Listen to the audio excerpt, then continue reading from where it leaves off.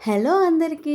మేమైతే చెన్నై వెళ్ళామనైతే ఒక వీడియో ఒకటి కాదు 2 వీడియోస్ పెట్టాను. వాటి కంటిన్యూ అనుకోండి చాలానే తీశాను. కాకపోతే పెట్టడానికి ఒళ్ళు బద్ధకం అయ్యి పెట్టట్లేదు.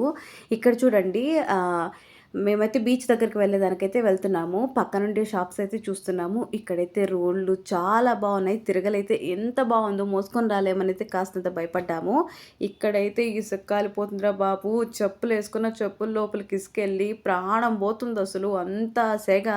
ఇక్కడ చూడండి ముగ్గురు ట్విన్స్ లాగా ఎంత క్యూట్‌గా ఒకే కలర్ డ్రెస్ ఏసుకొని వస్తున్నారు. వాళ్ళనైతే సరిగ్గా తీయలేదు. ఊరికే అట్లా తీసి ఇట్లా అన్నాను. ఎందుకంటే గబక్కన తిడితే తిట్టించుకోవాలి కదా! సో, అందుకనేసి ఇక్కడైతే చిప్స్ అయితే పెట్టున్నారు. రిటర్న్‌లో కొనుక్కుందాం అనుకున్నాం. కాకపోతే మేము వచ్చేటప్పుడు రిటర్న్ అయితే ఇటు రాలేదు.